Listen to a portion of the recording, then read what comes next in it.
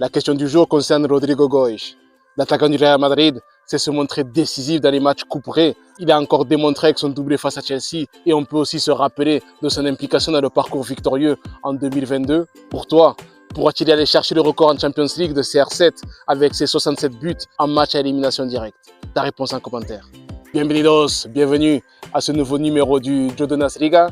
Une nouvelle fois, le Real Madrid, 11e fois sur 13, qualifié pour les demi-finales de la Champions. Depuis le début de la Mourinho, le Real Madrid s'invite souvent à la table du dernier carré de cette compétition. Qu'on se souvient de l'époque où, malgré les Galactiques, il était difficile pour eux d'atteindre au moins les quarts de finale. Là, on se rend compte que Mourinho est vraiment à la base de cet ADN au niveau de cette compétition pour pouvoir arriver loin, qui s'est perpétué avec les années, notamment avec ses nombreuses victoires depuis 2014 dans la compétition. Donc le Real Madrid est un invité chronique. 11 sur 13, c'est vraiment très costaud.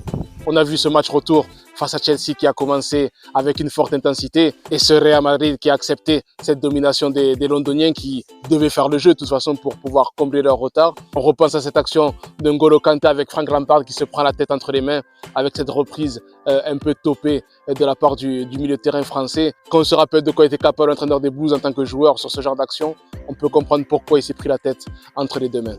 On a vu un Real Madrid ne pas s'affoler, qui a usé beaucoup de relances courtes. On a vu des échanges malgré la pression de Chelsea, des relances vraiment avec des jeux en triangle dans plusieurs zones du terrain.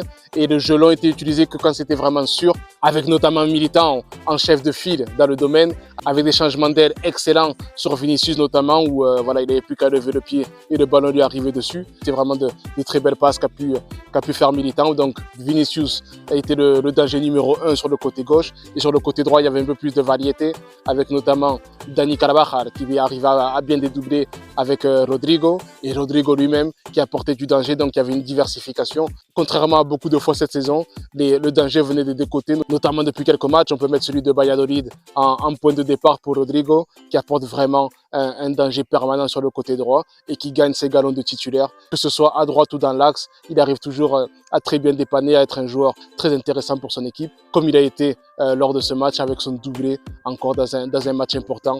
Rodrigo est vraiment un joueur qui prend de plus en plus d'ampleur dans cet effectif madrilène. Il est vrai que Vinicius, de par ses débordements, son implication dans le jeu, attire tous les regards. Et Rodrigo, par ses déplacements, ses débordements et surtout ses buts qui permettent d'être déterminants dans ces matchs-là, il est en train de prendre vraiment une très grosse importance dans cet effectif du Real Madrid.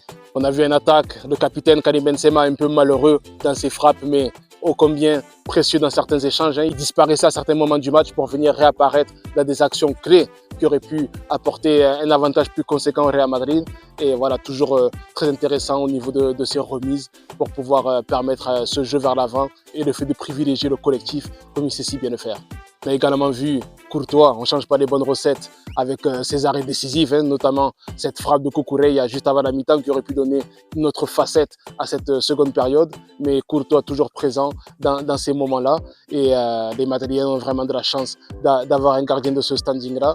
Et pour moi, Courtois, sans aller trop loin dans les gardiens antérieurs, on ne va pas aller à l'époque des Barthez ou autres, mais en parlant de ces 10 dernières années, rien que sur son passage à Madrid, sans oublier ce qu'il a fait à Chelsea du côté de l'Atlético aussi, Courtois est le meilleur gardien pour moi. Le nombre de fois il est sollicité par match depuis son arrivée à Madrid et comment il arrive à se montrer décisif, parce que c'est vraiment des actions où des fois il est livré à lui-même dans la façon de défendre de Madrid.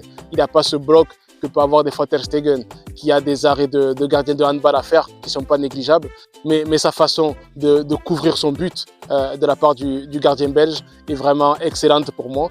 Donc c'est pour ça que je le mets au-dessus à ce niveau-là, parce qu'il est vraiment souvent très exposé. Il arrive à faire les arrêts qu'il faut pour mettre son équipe sur le droit chemin pour pouvoir aller chercher la victoire. Bien sûr, personne n'a l'antidote pour gagner tous les matchs, mais il arrive vraiment à mettre son équipe dans de très bonnes dispositions pour pouvoir le faire. Camavinga, pour sa part, a été très sollicité sur son côté. C'est un côté qui a été très utilisé, notamment en première mi-temps, pour essayer de faire la différence de la part des Blues.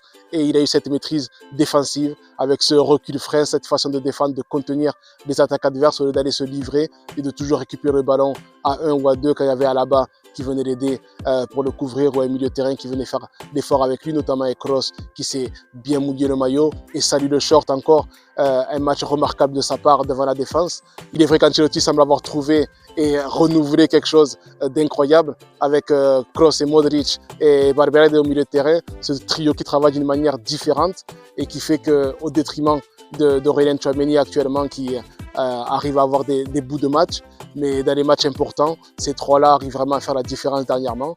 Donc une nouvelle innovation de la part du coach italien qui arrive toujours à se renouveler à chaque fois. Donc il y a même des moments, on peut se dire c'est une fin de cycle avec lui, mais tactiquement il arrive toujours à trouver quelque chose pour repartir de nouveau au final et de recommencer ses propres cycles lui-même.